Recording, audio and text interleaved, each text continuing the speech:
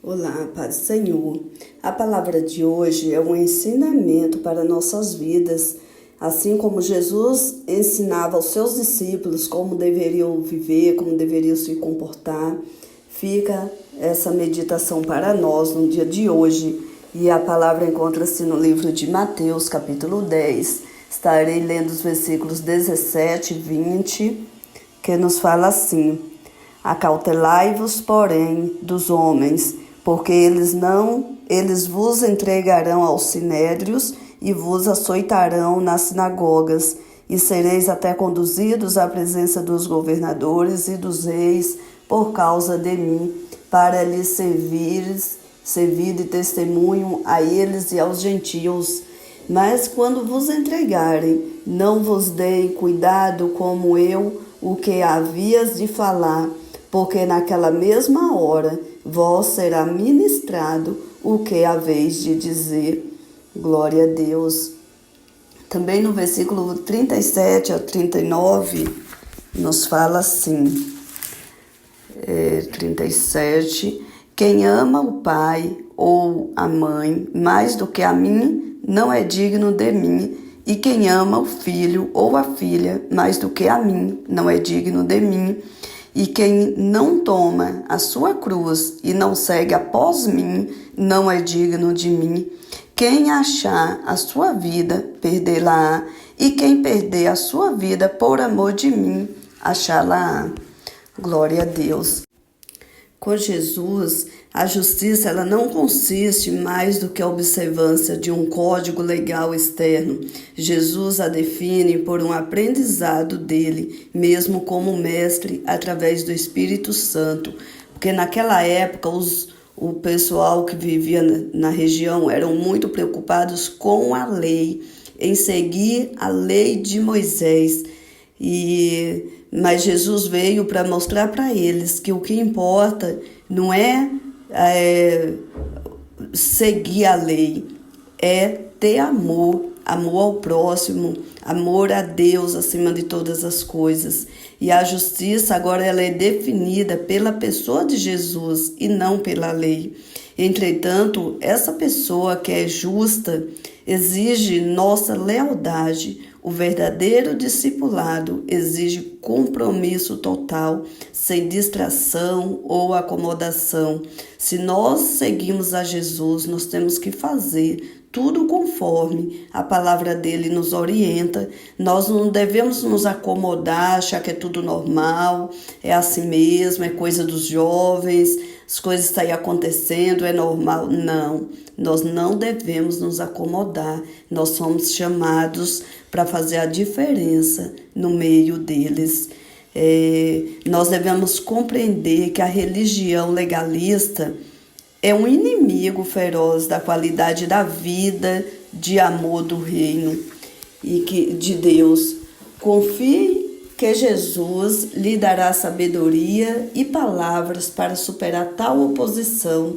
Quando alguém vir te afrontar, quando alguém vir com religiosidade, busque do Senhor aquilo que você tem que responder. Quando alguém te falar alguma coisa, já vai ali, Espírito Santo, me ajuda, que o Senhor vai te orientar, o Espírito Santo vai te dar as palavras.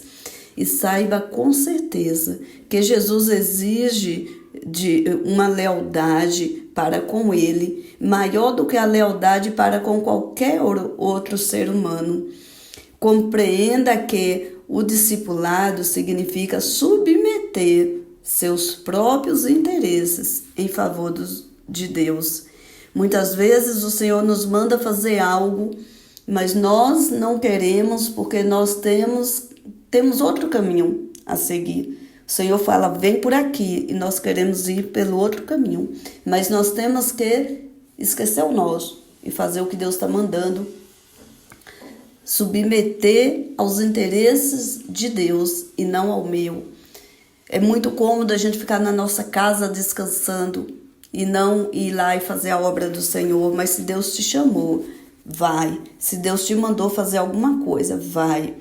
Glória a Deus. Reconheça e antecipa que o discipulado é compromisso pessoal com Jesus. Não pode ser até não podem até resultar em divisão e rejeição.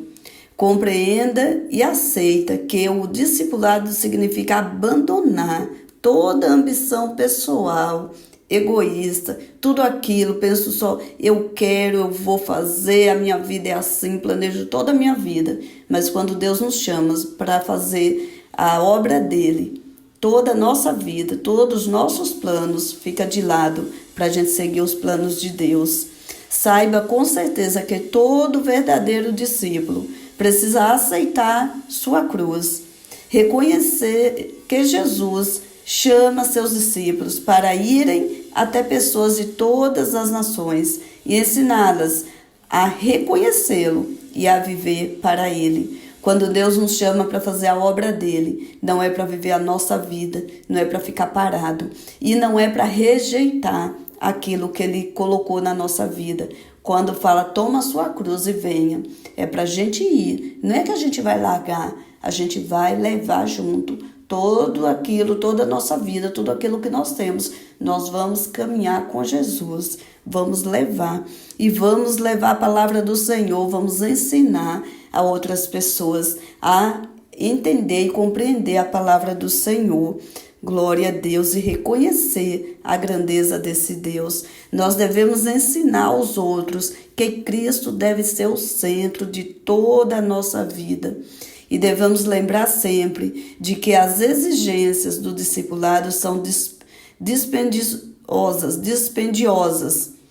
Saiba que Deus testará todos os seus relacionamentos para provar que seguir a Jesus é sua maior prioridade.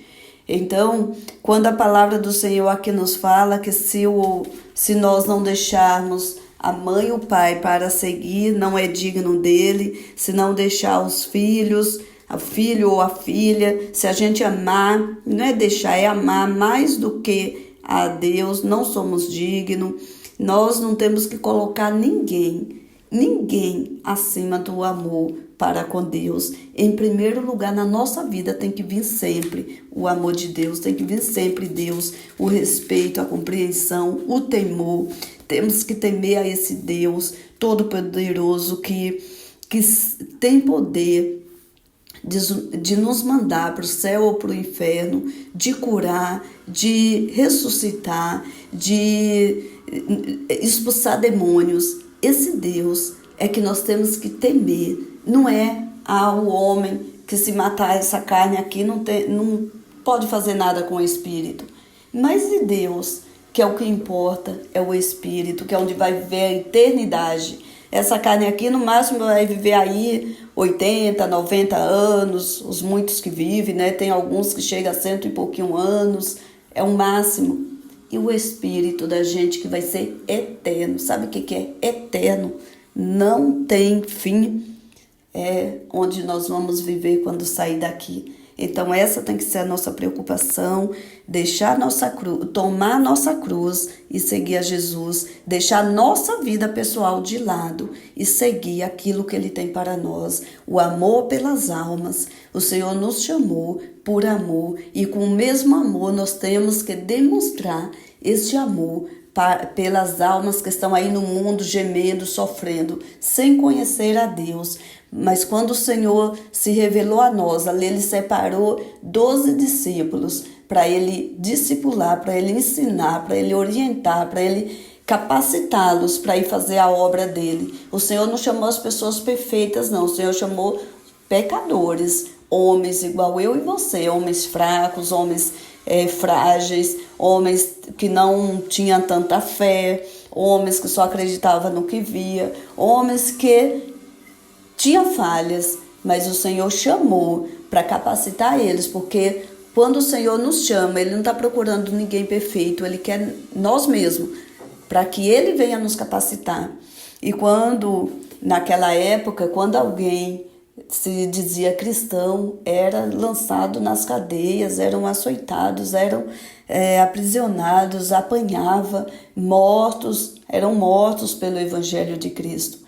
Hoje, aqui no Brasil, nós temos liberdade para falar de Jesus, mas tem países por aí que não se pode falar de Jesus, que quem fala vive da mesma forma, apanha, é morto, pede para negar, se não negar vai morto.